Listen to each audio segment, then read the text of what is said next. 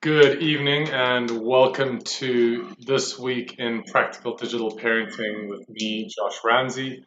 Well done for getting through the day. I'm sure it hasn't been an easy one if your kids are anything like kids. So, this is the first day in which we are putting out our live podcast to our customers and to the various places which we serve.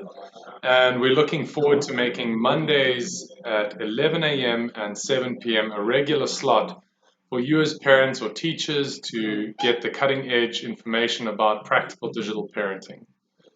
The big ideas for this week, we're looking at setting screen time limits, gamifying smart choices, and generally knowing more than your kids do about the games and things that they're using their devices for, which is a challenge in itself. So, welcome to our podcast, and I'm looking forward to digging into some practical digital parenting tips that can help you get ahead of the game and bring some calm into your home.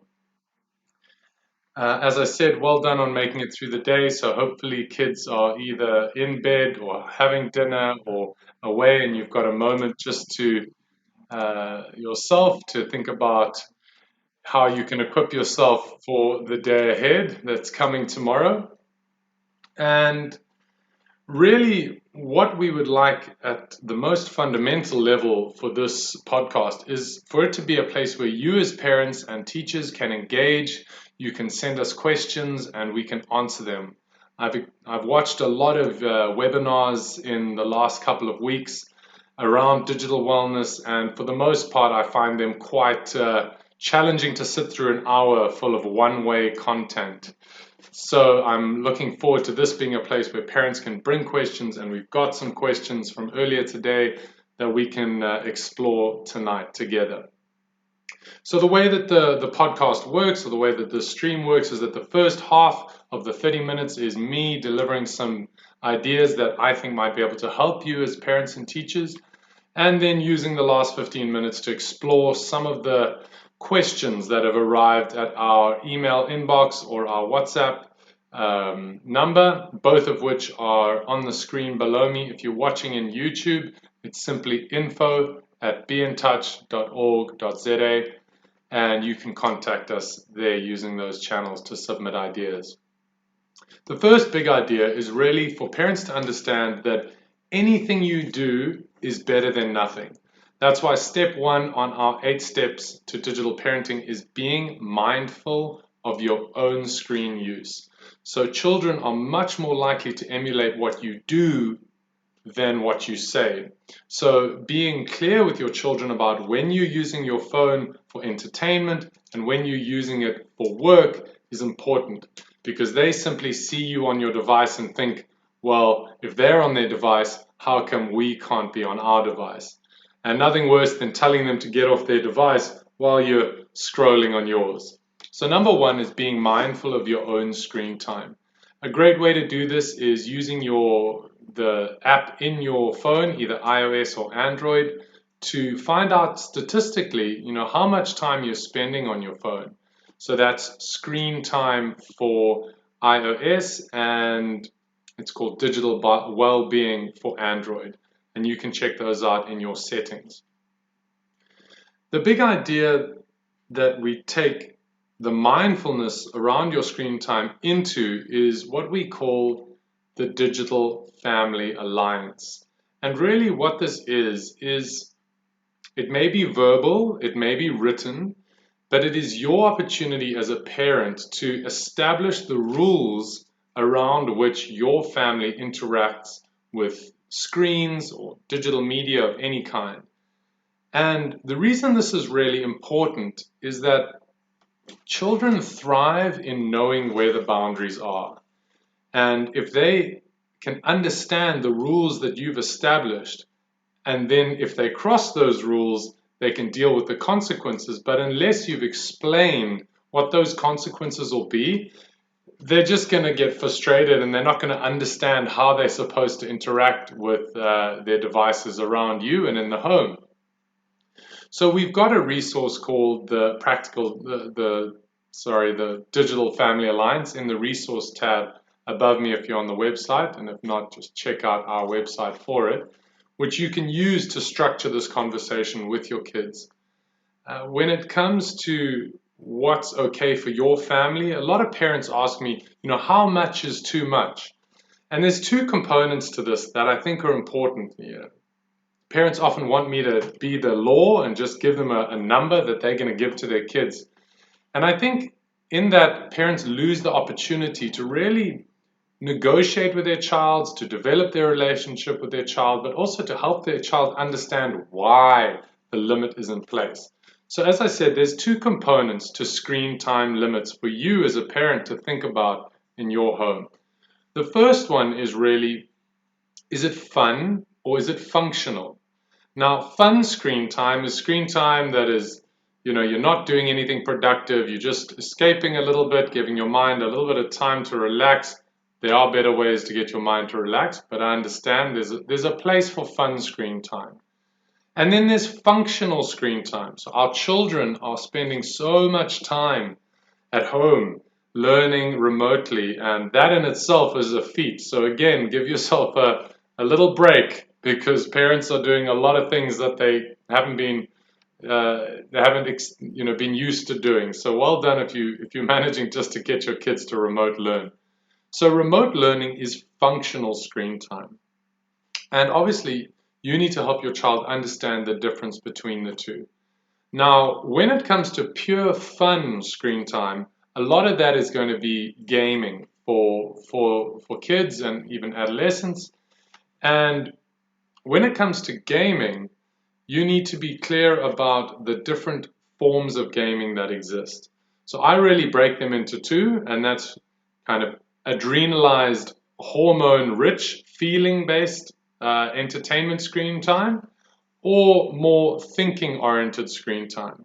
And if your child is below the age of 14, I would say that you're wanting to steer them towards fun screen time that supports their creativity, which means that instead of selecting a game where they have to follow a set of rules to complete a task, rather push them towards apps and games where they are able to explore their own creativity and to express themselves in new ways. So for the littlies, that's doodling apps where they can draw things or copy things, or develop their ability to think through problems in the form of puzzles or moving puzzle pieces around. And for the older kids, I'd say, from 12, 13, 14, they might be starting to pressurize you on Fortnite and games like that.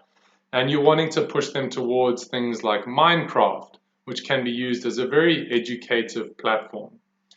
So just to summarize, in terms of setting screen limits for your children in your home, it's important to distinguish fun from functional. And then when you look at fun, whether that's half an hour a day, an hour a day, or an hour and a half a day, depending on what works for your family, is really to look at the type of screen that they're watching in terms of the fun time in front of a screen. Is it hormonal based, feeling based, or is it thinking based? And we're wanting to push them more towards thinking based. For the parents out there that want to explain this to their children and can't quite seem to find the words, especially for the younger ones, I'd like to teach you a simple way of explaining it to them using your hand. Now, if you put your hand up like this, and you can ask your child to do this with you, you're going to tell them that you're going to create a model of their brain for them to understand what happens in their brain when they're using their screens. So if their hand is up like this, and you place your thumb across the palm, this is going to represent their feeling brain. So the hormonal aspect of their brain that's driven by emotions. And then bring the fingers down the top, and this is going to represent the thinking brain. Now, you can tell them, you can ask them, isn't it easy to hold onto your thumb? And you can test, holding with their fingers onto their thumb. It's very easy to hold onto their thumb. So you can explain to them, this brain is balanced. Its thinking brain and its feeling brain are the same size, and that's why it's easy to hold on. It it's not likely that your fingers will lose their grip and flip up. However, if they spend a lot of their fun screen time playing feeling-based games that produce adrenaline and endorphin and dopamine, for example, prime example is Fortnite, you can ask them to take their hand and wrap it around that thumb because they are watching feeling-based screens in their fun screen time, and that is causing their feeling brain to grow. Now ask them if they can hold on to their feeling brain using their fingers, their thinking brain. Ask them if they can still hold on. And they will tell you that it's much harder to hold on to the feeling brain. And then you can explain to them, you see, if you play games that make your feelings really big, it will lessen your thinking brain's ability to control itself. So that's the one thing that I'd like you guys to spend the next week playing with, is really helping your children understand the difference between fun and functional screen time, and use the hand-brain model to explain it to them if they're younger. If they're a little bit older, it's really important that you spend time with your adolescent children negotiating. In the adolescent age, from about 10 onwards, your children are going to start to individuate. They're going to start pushing back against what you say. And that's great. That's a natural development that will help them develop the skills they need as young adults. As a parent, the opportunity is there for you to engage with them and negotiate. Get them to bring facts, why they need a phone, why they have to be playing Call of Duty, Black Ops, why they need a computer in their room. And you can negotiate with them, you can discuss with them, and it's up to you to find out information that can overrule their logic. Big disclaimer, I don't have an adolescent child, and the adolescent children that I've worked with, logic isn't always going to work, and sometimes you just need to use your license to parent. And remember, you do have a license to parent. However, when you bring that limit and boundary into your home, try and do it in an authoritative way and not an autocratic way. So you're wanting to show your children that the reason you are limiting their access to device use and the internet in general is because of your concern for their safety.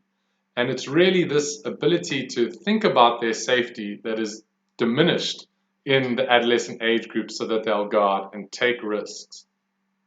So communicating with your adolescent child, really, let me give you an example. I was speaking with a friend of mine who has a 12-year-old daughter, and she was over the moon when she heard that lockdown was ending. And it was only when her dad explained to her that, in fact, it wasn't ending, it was just going down to level 4. And that didn't mean that she'd be back in school with her friends and able to socialize and hug people. And it really shook her. And I think we need to be very compassionate towards our children who, at this time and in the developmental stage that they're in, are really getting more and more desperate for connection. So, how can we support their connection? Another parent brought in a really great solution that they use with their kids. And so their kids spend a little bit of time gaming. I'm not sure what game they are playing. Hopefully it's not one that is over their age limit or causing their feeling brain to grow out of balance with their thinking brain. But what she did is that their children were able to play with no live chat through the game, but rather just jump onto a WhatsApp voice call with the other person they were playing with so that they could keep that connection open. And really, in terms of apps that are out there that you can use to help your children connect to other children, WhatsApp through your phone is probably the safest. WhatsApp is limited to 4 participants in the call, so you could ask your child to send an invite to their friend's parent via your phone, and then you know that it's your phone and your child's friend's parent's phone, and that there's no chance that an unsupervised adult is in that digital space. And that's really where it comes to why having these limits in place is so important. And that's really that if your children have access to a digital space, whether it's a game, a social media platform, a communication device, where there is the potential that they can be approached by an unsupervised adult, that's really a red flag for you as a parent, for you to say, I have to prioritize your safety over your privacy or your need for social interaction. And that's a great way in which you can get around it, just using WhatsApp at the moment. There are some exciting things that will be, we've connected with some partners of ours in the UK, and they are going to be launching some products and social media services over here in South Africa that we're quite excited about, but more on that in the weeks to come. Now, in terms of how much time you can allow for your children to spend time on their devices, I think it's very important that this conversation, like I said, happens between you and your children, and you negotiate what works for your family. We do have some screen time guidelines that are based on the World Health Organization, and you can find that in the resource tab of our website. I'm just going to have a quick look in our WhatsApp to see if we've got any questions that are coming through.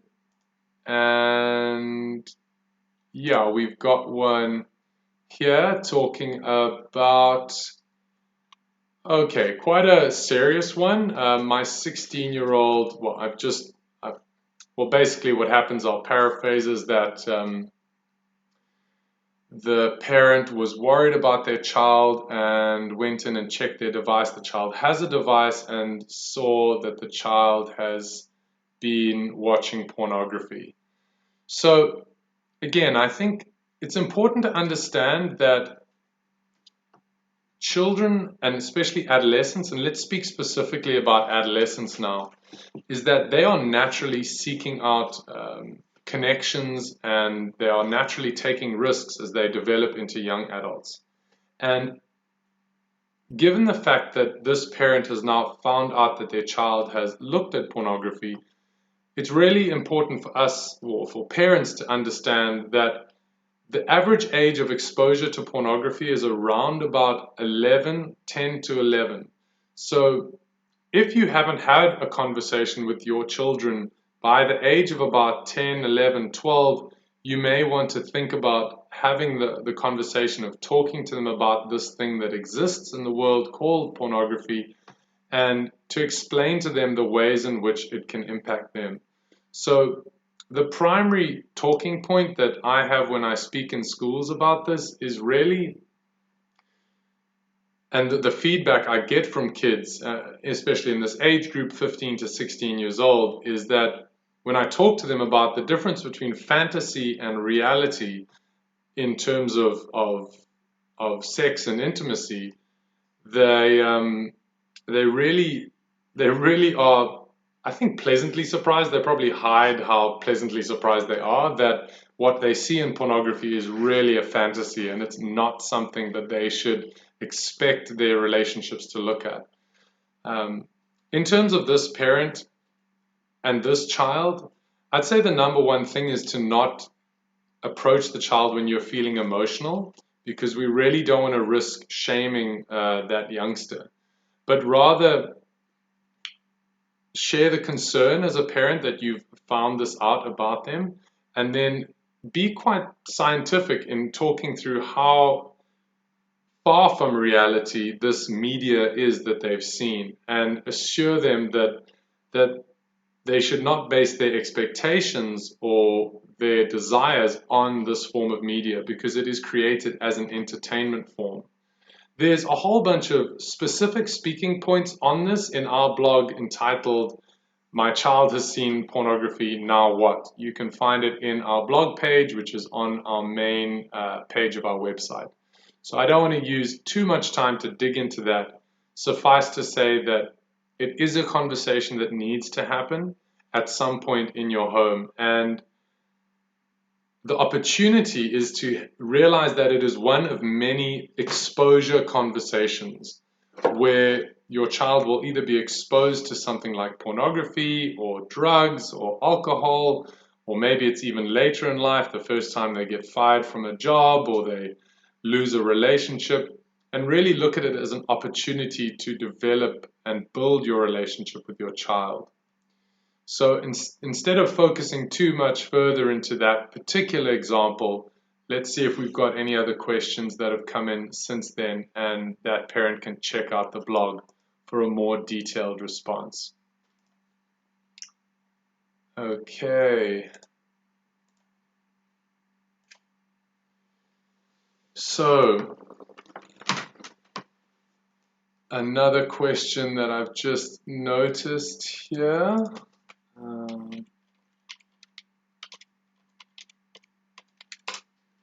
Let's see what it says.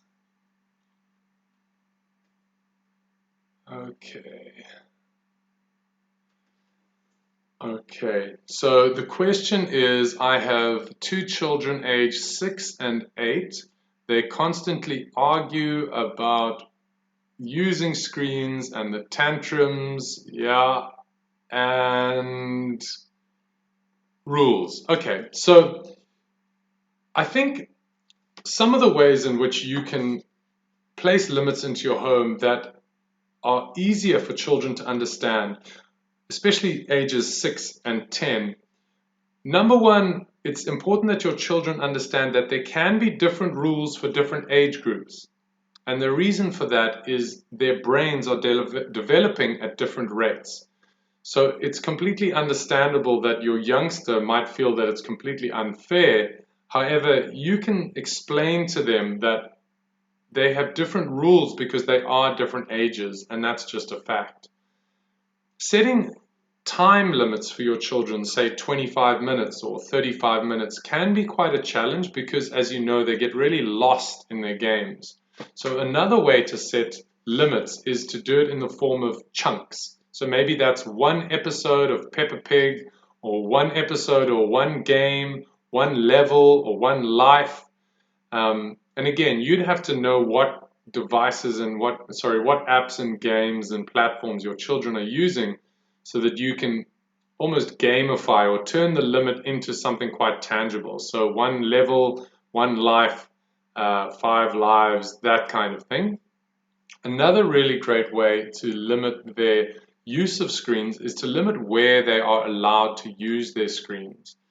So generally, I advise parents not to let children have their own device in their own room, especially at night, because they will be tempted into using those devices. So you could set a limit that they're not allowed to take devices into the toilet or into their bedroom, or they have to use them in the lounge, and you can set that form of limit. A very blanket limit that I know some parents use is if the sun is up, the screens are down. Obviously, they are learning remotely, and remember that is again functional screen time, not fun screen time. So hopefully that is a bit of an answer. I've got another question asking about, okay, so why are our devices so hard to put down? I love your advice, however, I could use it myself. My kids struggle, but so do I. So I really think it's important that we have some compassion for ourselves in terms of how we relate to our devices. And I want to just use the last few minutes that we have in this evening session to talk about something called persuasive technology. And persuasive technology is really an easy or a palatable way that corporate organizations have described the ways in which your device is so hard to put down. I know I used to give myself a really hard time about not controlling my screen time. And it was only when I started to realize that it wasn't me versus my phone. It wasn't a one-on-one challenge that I was losing. It was when I realized that there are literally thousands of people, some of the best minds in the world, that are behind this device and making it as attractive as possible. Everything from the way in which it feels in my hand, to the way in which it vibrates, the frequency at which the vibrate happens, the color of the notifications I receive, and a whole bunch more ways in which it's set up to make it extremely attractive to me. And we need to understand that your children have even less self-control than you do. That much is evident when we see their tantrums. But we need to understand that it's not a one-way relationship. When your child picks up their device, it is manipulating the psychological vulnerabilities of that child to keep it using the device, to keep your child using the device. And when you start to check out the apps and platforms that your children are using, start to look for what is called, well, the colloquial term, you can imagine the gambling arm that you pull on a slot machine. And really what it does is it creates anticipation. And it's this anticipation that your child starts to rely on, because when we anticipate something happen, we have a hormonal response, we have a feeling-based response. This is marked by dopamine, but basically it's that feeling of, I better stay paying attention because something's about to happen. You know, that's why Netflix goes straight into the next episode. That's why in games that children play, they have to beat the boss, because the boss might let drop some valuable item. And it's the not knowing that keeps us tied into using that device. So when you check out the games, and I really encourage you to sit with your child and watch the games that they're playing and watch the social media platforms that they're on.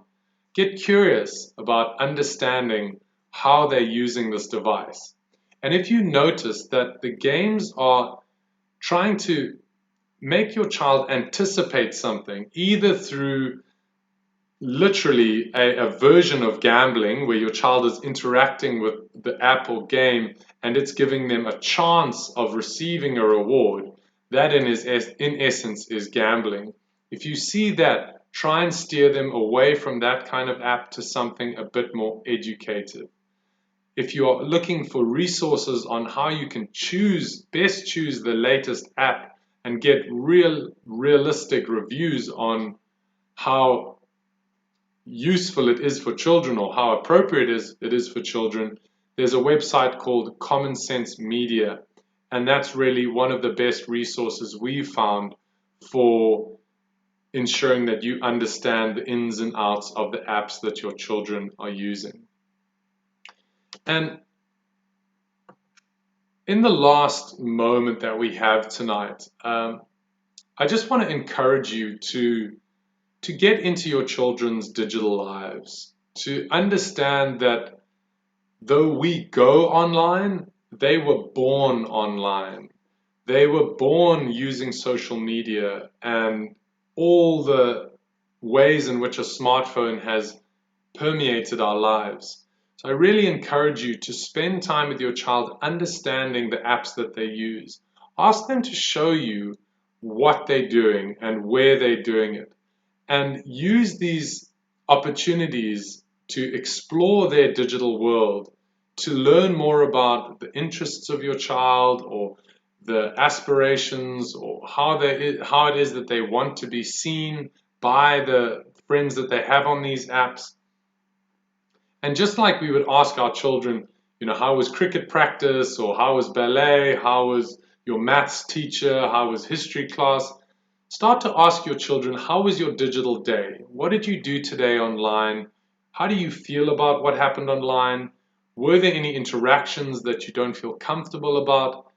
Because it's getting into a habit of having this kind of digital day conversation that will give you those little markers if something untoward happens.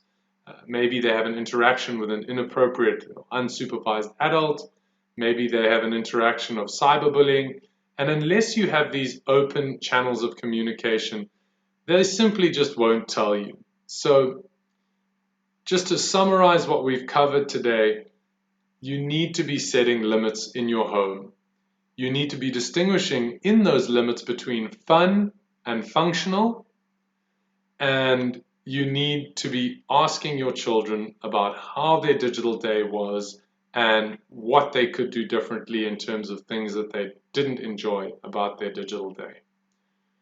Thank you for joining us this week, Monday night, for a half an hour chat about practical digital parenting. We're very excited about embracing this podcast and growing it. We've had some technical hiccups, which continue even tonight. And please know that we're going to be continually improving how we do this every single Monday night. So tune in next week, Monday at 11 a.m. and 7 p.m. for the latest developments in practical digital parenting. I'm your host, Josh Ramsey, and thank you for spending the time with us. Good luck out there, and we look forward to what's happening in the next week of digital parenting.